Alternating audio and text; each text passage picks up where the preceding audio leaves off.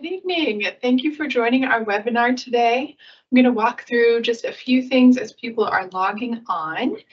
So if you are logging on or have any friends joining us, it is best to log on from a browser on a computer. So just definitely recommend that if you're struggling right now, head back to your computer. And then a few other things to note, we will be hosting this webinar from 5 p.m. to 6 p.m. So we want to respect everybody's evening today on this Tuesday. You will also see a Q&A icon at the top of your menu, and you'll be able to submit questions there. We will be reviewing and prepping those questions. We'll have a Q&A time at the end of our webinar today. So we'll cover a bit more with that agenda in a little bit. We do recommend adding a name just for tracking of those questions. And of course, this is a public audience, so just keep those names appropriate, as well as any questions that are submitted. And then we will be answering questions relevant to the topic that we're covering with this webinar today. So if there are any outside of this topic, we will not be answering those questions live on this webinar. And we may not be able to get to all questions in the time that we have. So if there are any that we're not able to get to, just know we'll be posting this recording on the Safe Waters website as well as the presentation. And then every month on the Navy Closure Task Force website, there are frequently asked questions updated. So I definitely recommend checking that out. Any questions hopefully will be answered there. And then you can come see us at our events. So we'll talk about upcoming events where you can come and discuss things with us as well. So we're going to hop into our agenda for today, and we have a few things to cover today, but we're mostly going to focus on the Navy IA reactivation. So Navy IA Halava well reactivation. So we'll be spending that time presenting about that today. And then we're also going to share, like I mentioned, a few of our upcoming events, so you'll know where to find us next. All right, so we're going to jump in with our introductions. My name is Lila Castellano. I'm a civilian community liaison with the environmental and remediation team of the Navy Closure Task Force. I grew up in the Southeast and am now permanently located here in Oahu. It's definitely a privilege to be a part of this team and to have an impact on the community here. A huge passion of mine is just making sure information is shared accurately and gets out to the public. So very happy to be here with our webinar today to be able to give all this information to you. And then Commander Dunn is going to be our speaker today. So I'll pass this on to him, but first I do want to recognize we've got a great team here with us in the room just helping to put this on. So a lot of hands come in to play with bringing something like this to you today. So, all right, pass it on to you. All right, thanks, Lila. Aloha, I'm Ben Dunn. I'm Civil Engineer Corps officer originally from Aiea, Hawaii. I lead the Environment and Remediation Group at the Closure Task Force, doing the drinking water monitoring, well recovery, and the environmental activities at Red Hill. Today I'm going to deep dive the topic of the Navy IA Halava Shaft reactivation. And so with that, we'll roll forward and get right into it. Yes. So we did want to just remind everyone how this team fits into the larger Navy Closure Task Force team. And so our department is a team of scientists and engineers. It's part of the larger organization that is the Navy Closure Task Force Red Hill. The Navy Closure Task Force Red Hill officially took over the Red Hill bulk fuel storage facility from the Joint Task Force Red Hill in late March of last year, 2024. So following defueling is when Navy Closure Task Force came in. So our specific team, the Environment and Remediation team, you can kind of see circled at the bottom of the slide here. It's composed of nearly 200 roles. For the Navy Closure Task Force, it's composed of nearly 200 roles made up of active duty service members, reservists, civilians, contractors, all here to approach the Navy, the closure of Red Hill. So our specific team within that is civilians who are experts from multiple fields, all volunteered, joined the task force, and are all permanent employees here for long haul. So our mission is to decommission Red Hill and conduct long-term environmental remediation efforts in coordination with all of the stakeholders to protect public health and the environment. So we'll head to our next slide. And just a reminder of any upcoming events. So like we said, if we're not able to cover a topic here with you, please come and meet us at one of these other events or join us in any of these information options. So we're almost in May, which is crazy. Our next info booth is going to be May 13th at the Joint Base Pearl Harbor Hickam Newcomers Fair. It's at the Hickam Chapel. A really great event. I definitely recommend attending. You can learn a lot of information about the Joint Base, but we will also be there. And then our next open house, another great event to check out, get a lot of information. We will be there with a specific table on this topic. So that's going to be the 21st of May. And then, of course, we have our YouTube channel for the Navy Closure Task Force. So just look up NCTF Red Hill on YouTube. This Thursday, we're going to actually have a specific episode that deep dives into the Safe Waters website. And we'll talk about some of this well recovery and how to find results and data on the drinking water system. So definitely pop on there this Thursday and check that out as well. All right, so we're going to just jump into our topic now. Commander Dunn. All right, thanks, Lila. So a little bit of orientation and background about the Navy's drinking water system at Joint Base Pearl Harbor Hickam. The Joint Base Pearl Harbor Hickam Public Water Supply or drinking water system is supported by 3 drinking water production wells, 2 inactive wells, and 1 active well. Those are the Navy IAEA Halava shaft, the Red Hill shaft, both inactive, and then our main source, the Y Alpha shaft, which remains active. Note, these are Navy wells. They are not local Honolulu Board of Water Supply wells. And of these 3 wells, the Navy's only utilized the Waiawa well as a drinking water source since the end of 2021. Waiawa's shaft is located over 6 miles from the Red Hill facility. In late 2021, December 3rd, the Navy IAEA Halava shaft was taken offline as a measure of caution by the Navy following the November 2021 fuel release at Red Hill. I want to reiterate that the Navy IAEA Halava shaft and the Red Hill shaft remain offline and isolated from the drinking water system, and it will remain disconnected from the Joint Base system until we obtain reactivation approval from the Hawaii Department of Health. Next slide. So prior to November 2021, the Navy IAEA Halava shaft supplemented our water supply from the main source. As the Waiawa shaft remains the sole source of potable water for the Joint Base system, it's important for the Navy to restore the other 2 wells to provide supplemental sources, and that includes the Navy IAEA Halava shaft. The Joint Base system provides drinking water to nearly 100,000 consumers on a daily basis and supports critical defense operations across the Joint Base. Some of those items are listed here on the slide. Restoring the Navy IAEA Halava shaft provides a contingency water source, supporting the DoD's resiliency policy and the Safe Drinking Water Act community water system risk and resilience goals of every utility. Added resiliency of the Navy IAEA Halava shaft will allow it to supplement as a contingency source should we have a failure or an issue with our main shaft and supply. Next slide. So the Navy has taken multiple steps to plan and prepare for the reactivation of the Navy IAEA Halava shaft over the past couple of years.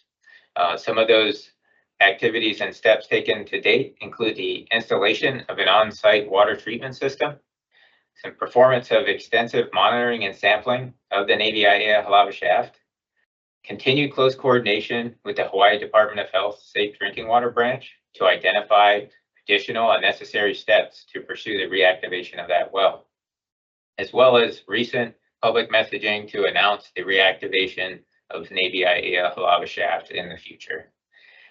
Additionally, Hawaii Department of Health has identified multiple requirements to facilitate the reactivation of the well, including treatment of all water pumped from the well itself, compliance with normal state regulations for drinking water wells, follow-up actions to previous Department of Health and EPA surveys and inspections of the Joint Base system and its drinking water production wells, updated operation and maintenance manuals and SOPs, provision of source sampling taps at the drinking water well, completion of a monitoring pilot with documented results prior to reactivation, the sampling protocols and qualified operators on site whenever the shaft is operating, as well as various forms of formal notification to the Department of Health should there be a discovery of contamination, any new constituents that are identified in the water source, as well as deliberate notification well in advance of full reactivation. And then thereafter, once reactivated, to continue monitoring in accordance with the lead and copper rule, as well as normal Safe Drinking Water Act compliance of drinking water sources. So the Navy is taking numerous steps to properly reactivate the Navy IAF Halava well. Next slide. So a little bit of information about the treatment method and the monitoring conducted at Navy IAF Halava, since we have installed a temporary treatment system. The treatment system utilizes granular activated carbon, or GAC for short, and as well as ion exchange technology. And there's multiple trains to treat the volume produced from the well, and also to facilitate maintenance of the treatment system. The configuration of the treatment train entails a lead and lag GAC vessel, followed by an ion exchange vessel, which means the water passes through all three of these vessels before it is pumped out. This treatment design will adequately remove PFAS, as well as address petroleum hydrocarbons and polycyclic aromatic hydrocarbons, all constituents of concern that you may have heard about in the news.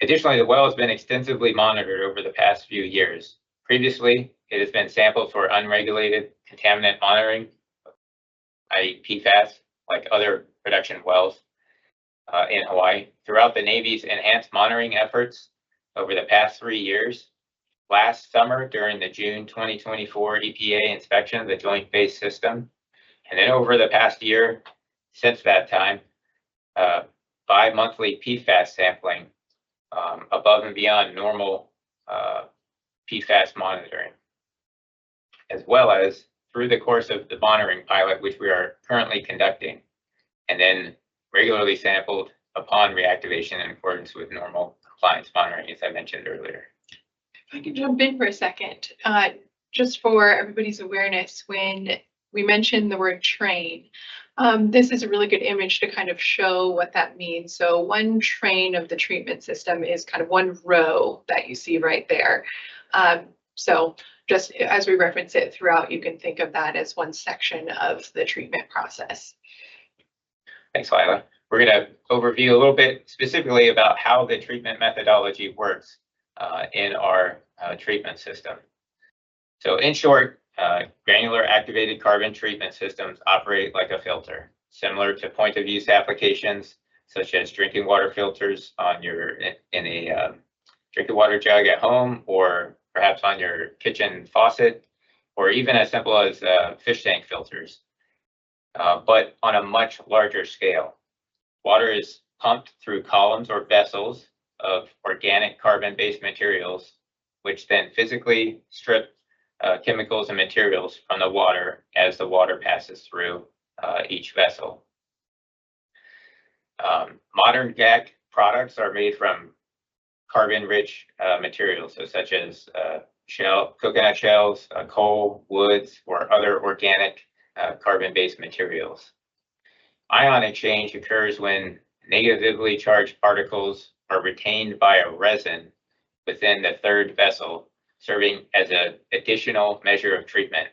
The chemical process of basically attracting the charge of a particle as it moves through that resin medium. Activated carbon and the ion exchange technologies are proven technologies. Activated carbon is an effective, it's reliable, and often more economical treatment technology, which is why GAC systems are quite prevalent. Our Navy IAF Halava shaft treatment system involves a sequence of vessels to treat water as it passes through, as depicted here in the bottom graphic. It includes a lead and lag granular activated carbon vessel, followed by a resin-filled vessel, which conducts the ion exchange. So the water transfers through all 3 tanks before it is fully treated and pumped onwards. So the purpose of our ongoing pilot study is to demonstrate and document the effectiveness of this treatment method before we request approval to reactivate the well. Next slide. So specifically for PFAS, treatment for PFAS is a nationwide emerging matter. The presence of PFAS has been documented elsewhere in Hawaii. The Navy has recently conducted and collected significant sample data for Navy IAEA Halava shaft with respect to PFAS, which exceeds current regulatory requirements to establish a clear and early record regarding the compliance with EPA's new or 2024 National Primary Drinking Water Standards, which identifies drinking water maximum contaminant levels or maximum thresholds for PFAS with a compliance obligation date by 2029. Prior to last year, unregulated target levels were used to guide drinking water systems for the monitoring of PFAS. Given the recent results at Navy IAEA Halava shaft, the Navy proactively installed a treatment system on site to get ahead of the matter and achieve early compliance with this new standard. Lila, is there a little more perspective you'd like to add? Sure. So as I've been part of the sampling teams, just for everybody's awareness to understand, so we have been sampling, and as you can see through this table here, any detections were under that pre-2024 level. And so what we're looking to prepare with any updates that we're making with the water system is to prepare for those 2029 standards. And so that's why we're looking ahead with all of the systems that we're building and preparing, so that way we can meet those standards and plan for anything that we find that we really want to protect for and look for with our water system. Thanks. Next slide. So a little bit about our monitoring pilot study, which we're currently conducting. It's a 30-day pilot that requires the use of only one of the 4 treatment trains in the system. Water is pumped through the system every 2 to 3 days for several hours, and treated water is discharged out into the nearby ground, and then ultimately it is conveyed into a local storm drain.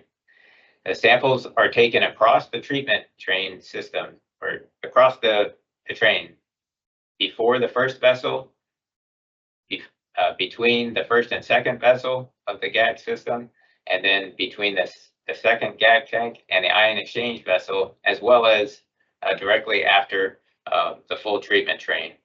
Basically enabling the Navy to monitor and observe the level of treatment at different points throughout the process. As part of the preparation and coordination to execute this monitoring pilot, DOH has been notified to facilitate oversight and collect split samples for further assurances, and have been on site to observe the operation of this effort. The monitoring pilot tests for multiple parameters in the water quality. There's field screening of general water quality parameters. We will be analyzing for volatile organic compounds and semi-volatile organic compounds, as well as polycyclic aromatic hydrocarbons, petroleum hydrocarbons, metals, and of course PFAS, as we've mentioned several times. Following the successful completion of the treatment system pilot study, a technical memorandum or report documenting the testing results from this effort will be submitted to the DOH, satisfying one of the pre-reactivation requirements to proceed to restore the shaft. So if I can jump in on this one too. Certainly. Just to kind of break down how the samples are taken to make it a little easier to understand.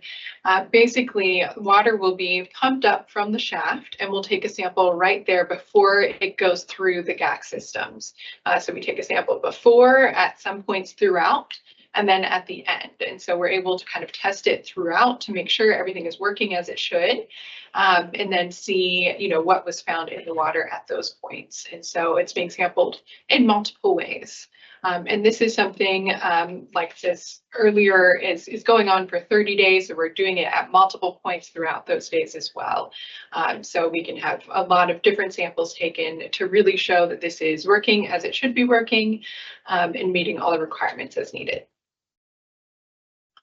Thanks. All right, next slide. So look at the schedule for this reactivation effort. Call out a few of the major milestones. The Navy began planning to reactivate the Navy IEA Halava shaft back in 2022, at first requesting approval from the Department of Health in August of 2022. Since that time, as previously mentioned, we've conducted monitoring of the well and installed a temporary treatment system to address concerns of PFAS. Last fall, we submitted a formal reactivation plan to the Hawaii Department of Health. Earlier this calendar year, we received conditional approval to proceed with additional steps and preparations for the reactivation of the shaft. We're currently working through this monitoring pilot to collect the necessary data to demonstrate the effectiveness of the treatment system. And then additional coordination and reports will be provided to the Department of Health prior to formal request and ultimately approval to proceed with reactivating the well. We're targeting reactivation of this well at the end of June. And as you've likely recently heard over the past few weeks, we have begun to announce and message the Navy's intent to reactivate the Navy IEA Halava shaft. And we've done that through multiple forums. Last month, we conducted our quarterly open house where we featured the Navy IEA Halava shaft reactivation topic. We have another open house upcoming next month, as Lila mentioned. We have various stakeholder engagements with technical SMEs and government agencies and elected officials where we discuss and update this. We provide regular updates in our recent Red Hill highlights, recurring messages, a podcast, today's webinar, and then, of course, our two websites between the Safe Waters website, where you can find technical information and reports relating to it, as well as the Closure Task Force website for general updates. And then there's formal notification to follow to the Department of Health, Commission of Water Resource Management, and then public notice prior to reactivation. Next slide. So where exactly can we find some of this information online? At the Safe Waters website, the Navy Closure Task Force recently expanded this website to include a new web page, and that web page titled the Well Recovery and Water Resiliency Site. Here you'll find information about the reactivation of Navy IEA Halava shaft, the conditional approval, the reactivation plan, our sampling plan.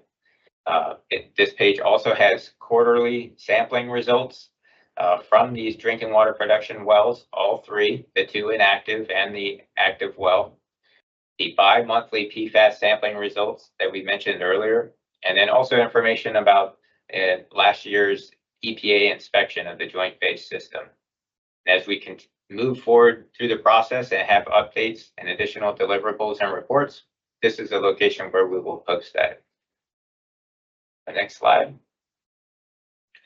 Also, while we provided a general overview about granular activated carbon, additional related information can be found at the EPA's drinking water website, specifically information related to information resources related to GAC technology and its effectiveness.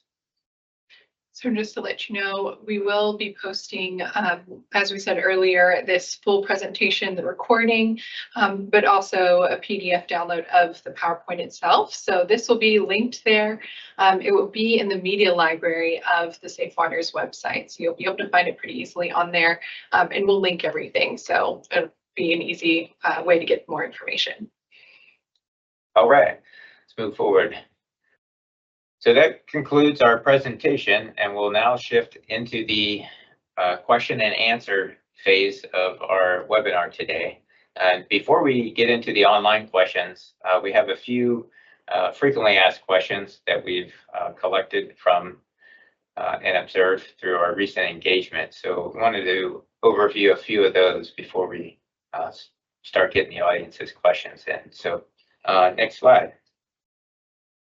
Okay, so how specifically do GAC and ion exchange processes work? I overview this briefly, but for the GAC, organic contaminants that pass through the GAC stick to the carbon media through absorption through each of the vessels. Basically, it's a physical process. The GAC media is carbon rich.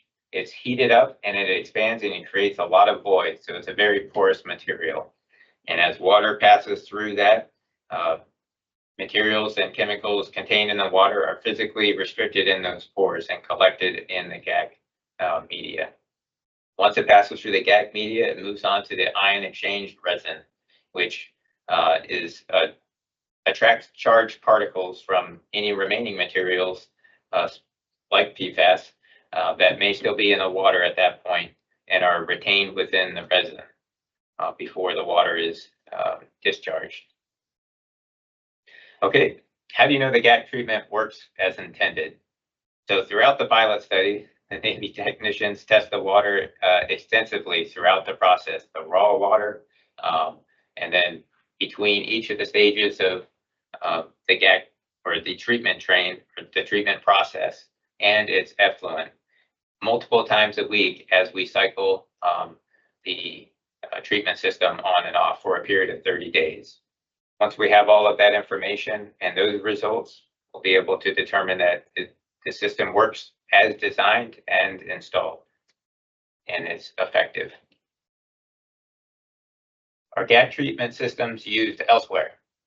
Indeed, they are. PFAS is a complex national issue, and many state and federal agencies are working together to address it. GAC treatment is, relatively speaking, an affordable means, reliable means to treat PFAS and other constituents of concern very effectively. It's been used in Hawaii for decades.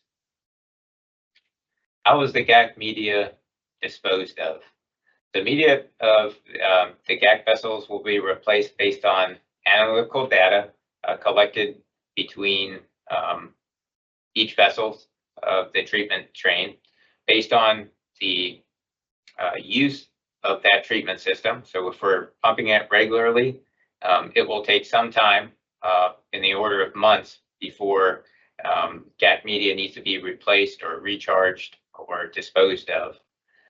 Currently, there's no set schedule to process this requirement, but when we complete the pilot study and prior to reactivating the well, we will replace the media for the treatment train that we did use to support the reactivation.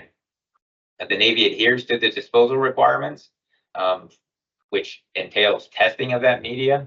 If that material results are below a disposal facility's requirements, then it would be disposed of on island. However, if it's analyzed and determined that that material is hazardous or has elevated thresholds of concern, then we would treat that accordingly and properly dispose of it as it's characterized. On that one as well. Who kind of oversees that disposal process? As you mentioned, it's regulated. So who is the regulating party for that we would follow those directions? Certainly, I believe the Department of Health, but the disposal facility that would be used would be permitted to process and dispose of that material, whether that's locally or on the mainland. But Perfect. Again, close coordination with the Department of Health for all of our activities at Red Hill, and then as well as this effort to recover the Navy IAF lava shaft.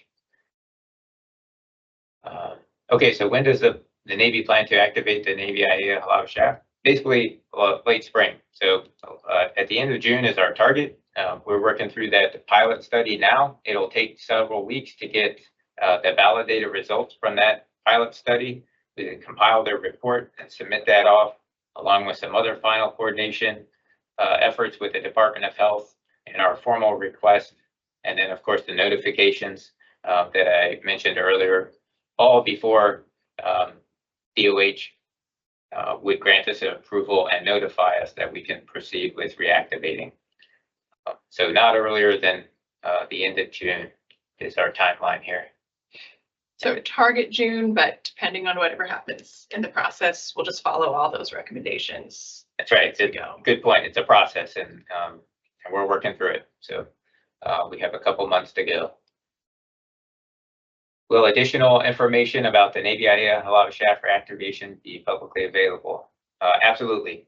We will continue to update the Safe Waters website, the well recovery and water resiliency page. There will be updates on the Navy Closure Task Force app or website. We will provide future reports as we get them, and they're available, and they will come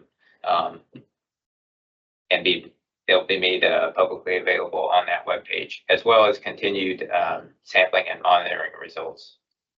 So, okay, we've covered some FAQ, so let's move into audience questions online. All righty, so we're just pulling up the questions from online, and we're working through just to get them all published here.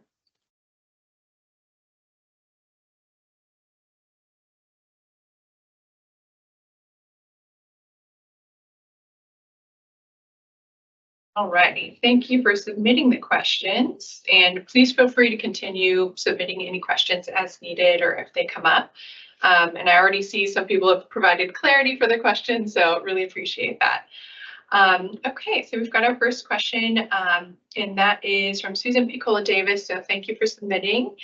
And I do see your clarification here. So will we get the last slide on the Q&As? So those additional Q&As we just covered, will that be part of the upload of this PowerPoint? Yes, so the slide will be, all the slides that you've seen here today will be included in there. We are working to integrate FAQ into the Closure Task Force FAQ process. So that's where we retain all of the FAQs. Certainly, as we're entertaining questions tonight, wanted to make sure we had some of the frequently asked questions up front before we roll into monthly updates for FAQ in our normal process. All right. And great to hear from you, Susan. Thank you. Also, so on the Navy Closure Task Force website, just to let you know where to find that, if you're on the main page of the website, you'll look on the left side of the screen, there's kind of a bar there, and you'll see frequently asked questions towards the bottom. It actually links to a different website where they're hosted, so just be sure to click there and you'll see the full list. We add to that every month, so it gets updated once a month. So definitely be checking that out to see, and just like questions that we're getting here, they are all considered and added to that, so it can just be an ongoing resource for people as we continue through the full closure of the facility and environmental response. Okay, so, and thank you for your support as well, Susan. And we have a question from Meredith Wilson. Will all of the sampling from the current pilot study be publicly available? Yes. So all of the sampling data, there will be a technical memorandum, and which will include the results collected from this pilot study. That will all be in the pilot study report. Once that's available, that'll be posted to the Safe Waters website on that well recovery water resiliency page. So yes. So definitely continue to check that page for any updates on all the shaft reactivations. We'll also have this presentation linked there, so we'll have a link to our media library, so you can kind of connect as needed to all of the resources on there. Also, I didn't specifically mention it during the presentation, but during the EDWM, the Extended Drinking Water Monitoring Program, we sampled the Navy IAEA Halava shaft on a quarterly basis. And while we have completed sampling for the EDWM, we've not yet closed out the final report and gained EPA approval to close the program. So we're continuing to monitor the drinking water production wells. So There'll be another round or two of sampling of Navy IAEA Halava shaft, and that data will be on the same website as well. So on that same page, you'll see some, slots will start to pop up with future results as they come in. All right, and then we have another question from Meredith. Will there be increased sampling on the user end of the distribution system to compare once another source is added to the current drinking water quality? So part of the reactivation process is that final coordination with the Department of Health, and any post-reactivation monitoring they may direct or request us to perform. We're in the process of, with the enhanced monitoring coming to a close, returning to routine compliance monitoring. So that's Safe Drinking Water Act compliance monitoring, lead and copper rule, continuing to do those, but without the enhanced monitoring. So that will somewhat depend on what DOH outlays as any potential requirements for post-reactivation monitoring. Okay. And then another question that we have from Meredith, did the Hawaii Department of Health conditional approval allow for the Navy IAEA Halava shaft to start pumping in order to sample? If so, as BWS is a SME to share information with, a SME being like an expert, sorry, couldn't think of the word, in this field, to share information with, were they notified of that approval? So the Navy has pumped in order to conduct the pilot study. We are authorized to do that. Results from this effort, as I mentioned, be publicly available. That would be available to a peer utility like the Honolulu Board of Water Supply for their review once that becomes available. Okay. And then I know we're also in various meetings alongside each other as fellow water suppliers on the island. And so everybody does receive general updates on various things that we're doing. We work together a lot with the BWS, just in other ways. Both water systems that we have here are regulated by the Hawaii Department of Health. And so we're always trying to remain in compliance with those state regulations. Okay, and then we have another question from Jamie Simic. Has the military referenced other data from other bases that are currently using GAC systems, and can that information be provided to the public? So no, specifically, we have not leveraged other sites to inform this specific site's reactivation. We know GAC is a proven technology. Part of the effort and the strategy for the reactivation is the deliberate installation of a on-site treatment system with a pre-reactivation monitoring pilot to demonstrate that the design approach for that treatment system is effective and it works as intended or as designed. And that won't be, that's really a DOH determination if they're satisfied with the performance and the design put forth by the Navy. And I know we mentioned other GAC systems are used in the state of Hawaii. So those are other water systems, not necessarily other military bases, but just in general. Correct. Okay. So like Board of Water Supply, just other people who have water systems here on the island also use them as water treatment as well. So that's the end of our current questions that we have online. And we'll just wait a little bit just to see if any more come through. Perfect. I think we've got some additional coming through now. Okay, so there's some follow-up to that question. Has the data from other military bases been used to evaluate the effectiveness for Oahu? So I think we kind of answered that, but if you want to go any further with it. No, so we have not compared other sites to the joint base system, specifically this reactivation effort. I think as some of the public is aware, we have a granular activated carbon treatment system set up at the Red Hill shaft to pump and treat That water currently, that is not a drinking water supply.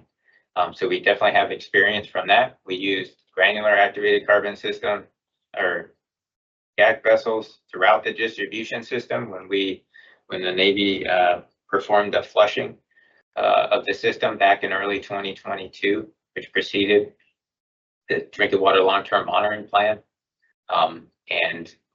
As I've mentioned, GAC is a pretty prevailing technology. It's been around for decades. It's widely commercially available. And that was somewhat of a logical choice because it's so effective and reliable. And like you mentioned, we use it at Red Hill, and we're already seeing the good results there of being able to treat any contamination that had been remaining. And so that's where we're pretty confident in this, which is great. But of course, following all those recommendations from the regulators and still following through on that pilot study as well, just so we can be sure of the effectiveness. So, and I know, Jamie, you have some other comments in here, so I'm just going to read them. Just in expanding on that, you were saying we just want to be sure we take into consideration that hydrocarbons are difficult to filter. And then just the example of cave padders. And so definitely looking for an effective treatment system here. And then we have an anonymous one. So they say, sorry if you mentioned this, is EPA involved in oversight here, or is it primarily Department of Health? So good question. So we do inform the EPA about the overall effort, but for drinking water compliance, it is, and this is pertaining to the recovery of a drinking water well for PFAS. It's been offline for several years, so that's in some sense a conventional means of restoring an inactive well. And so the primary agency that's overseeing is the Hawaii Department of Health. So the vast majority of coordination to date has been with the Hawaii Department of Health, as they have prevailing oversight. All right. And as we've mentioned, probably in other webinars and then throughout our websites and things, the Department of Health and the EPA both have access to the database of all the results of sampling. And so they see them at the same time that we do after they've been, after the lab makes them available. And so both EPA and DOH are definitely aware of all of that information. And then we have another comment from Jamie. And the GACs were not working for the homes in 2022. How can it work on a larger scale? Okay, so I did touch on this a little bit, but GAC is a widely used treatment technology. We've used it with success. In 2022, the DOH certified the system as safe, and the Navy was required to demonstrate that with the long-term monitoring. So we have good experience with the GAC treatment technology, and we know it's effective as used at other sites. But ultimately, how we will know is to demonstrate the results from this pilot study specific to this system at this site. And then we also have another comment from Susan. So, and thank you for expanding on this. So the GAC ion exchange is best management practice. And so as Commander Nunn mentioned earlier, it's GAC plus that extra layer of the ion exchange as well. So we are taking that additional step. And then we also have another comment from Jamie. How closely are you working with the Honolulu BWS with third-party testing to validate the military's results? So like most any entity in Hawaii that utilizes EPA standard methods for analysis to have validated and certifiable EPA standard results, we utilize a lab in the continental United States. Department of Health has done the same. Board of Water Supply has done the same. The Navy has done the same. So we use a third party. We use a contractor to collect samples, but we use those same laboratories or the same industry of laboratories and mainland to support the sample analysis. Right. And I can walk through that really quickly as well, just like the collection Sure. of samples and things like that, if you'd like.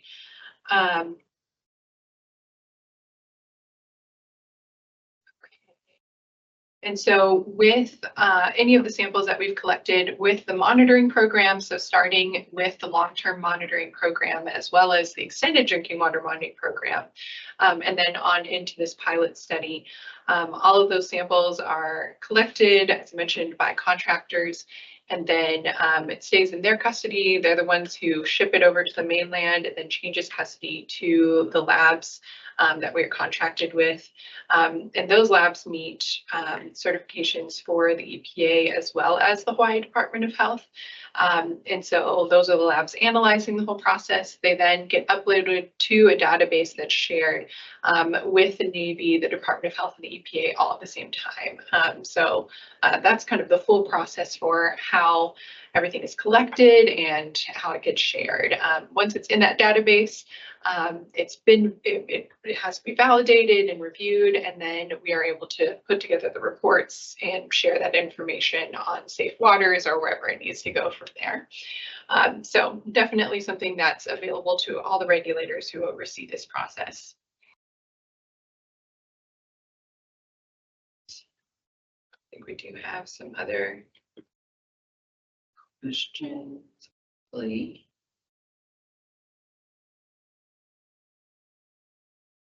So we can wait a few more minutes just to see if we have any other questions coming through. I know we had a few questions that were just not related to the topic that we had today. So we may not have answered those right here, but again, you can always find us at our open houses, the info booths, things like that. Our info booth schedule is on the Safe Waters website. You'll see in a community tab, it'll have the schedule. We try to update that every month where you can find us with the info booths, and then also our upcoming open house. So lots of different options. There's also contact information on the websites for both Navy Closure Task Force and for Safe Waters. So definitely let us know if you had other questions that just weren't related to this topic, so we were not covering them today. And then I always like to mention the Navy Closure Task Force app. So I've tested it out on a couple of phone options and things, so definitely download that app. Be sure you have notifications available. They'll notify you when we have a new podcast episode. So if you are one who wants to listen or just go to the YouTube channel, you'll get a notification of that. We have our new Red Hill highlights that come out on a regular basis. So those get pushed through the app as well, so you'll get notified of those too. So great ways to just stay involved in what's going on and get those updates as they come. So they'll let you know. We will hopefully have other webinars in the future for various topics.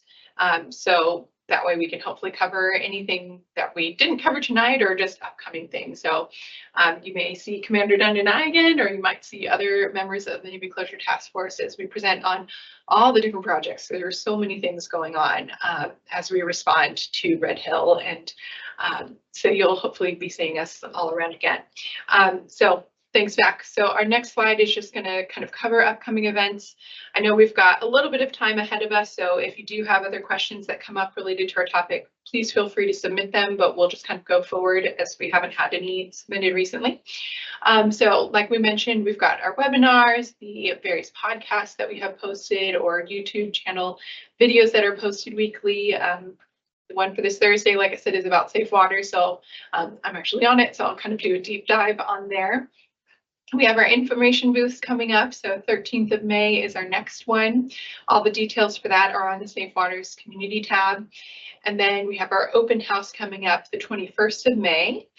We're involved in a lot of community meetings. There's a great report on the Navy Closure Task Force website that kind of lists all of those different meetings that we go to. So if one of those is available to you, definitely head there to find some more information. We have a lot of different partner updates, like those Red Hill highlights that that go out, the app updates, and then various media releases that you hopefully see as we send them out. And all of these ways too are ways that we would be sharing any updates to like reactivation of wells, anything that's happening on the Hill. And you can head to the next slide. All right, so I think we are at the end here. I know, let's see. Oh, thank you. We do have a few more submissions. Let me check real quick. Oh, actually, sorry. Those were ones I just scrolled through the wrong way. But thank you so much for submitting your various questions to us. And like we said, check us out at any of our other events and things that we have going on, and we'd love to be in touch with you more. Thank you so much for joining us today. See you at the next one.